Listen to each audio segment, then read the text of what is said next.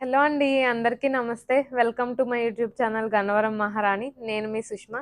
So, Vinayaka Chavithi వచ్చేస్తుంది కాబట్టి నేనివాళ ఏం చూపిద్దాం అనుకుంటున్నానంటే, ఆ బ్యాక్ డ్రాప్‌కి మనం ఏదైతే డెకరేషన్ ఏదైనా చేయాలనుకుంటామో, అది మన ఇంట్లో సింపుల్ థింగ్స్ వాడేసి చాలా తక్కువ టైంలో ఎలా చేయాలి అనేది నేను చూపించబోతున్నాను.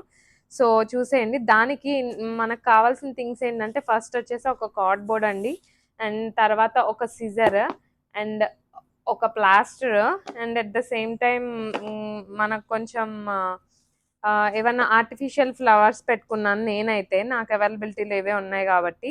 మీకు మంచిగా ఒరిజినల్ ఫ్లవర్స్ దొరికితే అవి పెట్టుకోవచ్చు. అవైతే ఇంకా లుక్ చాలా బాగుంటుంది. సో ఫస్ట్ నేనైతే కార్డ్బోర్డ్ తీసుకొని నేనైతే ఆ టేప్‌ని కార్డ్‌బోర్డ్ బ్యాక్ సైడ్ నుంచి అండ్ ఫ్రంట్ సైడ్‌కి స్టిక్కీ పార్ట్ వచ్చేలాగా ఫోల్డ్ చేసి అంటించుకున్నానండి వీడియోలో చూపించిన విధంగా. సో, అలా చేయడం వల్ల ఏమవుతదంటే మనకి ఫ్లవర్స్ అంటించినప్పుడు కొంచెం సపోర్టింగ్‌గా ఉంటది.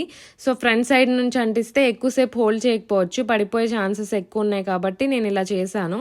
సో, ఒకవేళ గనక మీ దగ్గర డబుల్ స్టిక్ ఉంటే అది దాంతో ట్రై చేయండి. మనకి ఇంకా చాలా ఈజీ అయిపోతది. నా దగ్గర అది అవైలబిలిటీ లేదు కాబట్టి నేను అది వాడలేదు. సో, ఇవాళ నేను చెప్పబోయే సామెత ఏంటి అనంటే, లేడీకి లేచిందే ప్రయాణం ఆర్ పరుగు అంటారు. అదేంటంటే ఎవరన్నా పర్సన్ సడన్‌గా ఏదన్నా అనుకోని ఇన్‌స్టాంట్‌గా చేసేయాలి అని ఎవరైతే అలా అనుకుంటారో అలాంటి సందర్భాల్లో ఈ సామెత వాడొచ్చు. ఫర్ ఎగ్జాంపుల్స్ కొంతమంది సడన్‌గా లాంగ్ డ్రైవ్ వెళ్దాము అని చెప్పి ఏ ప్లాన్ లేకుండా అప్పటికప్పుడు స్టార్ట్ అయిపోతారు కదా. సో అలా సిచ్యువేషన్స్లో వాడచ్చు ఇలాంటి సామెత. సో ఫైనల్ అవుట్పుట్ అయితే ఇలా ఉంటుందండి. సో కార్డ్బోర్డ్ అంతా అలా పెట్టేసిన తర్వాత మనం ఫ్లవర్స్ ఎలా అయితే ప్లాన్ చేసుకున్నామో జస్ట్ వాటిని అలాగా కార్డ్బోర్డ్కి అంటించేస్తే సరిపోతుంది. సో అది చాలా లుక్ ఇస్తుంది. ఒకవేళ మీ దగ్గర ఒరిజినల్ ఫ్రెష్ ఫ్లవర్స్ ఉంటే వాటితో ట్రై చేయండి.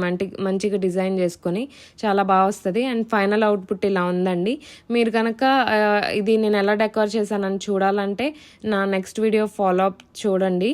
అండ్ ఖచ్చితంగా సబ్స్క్రైబ్ చేసుకోండి. Thank you.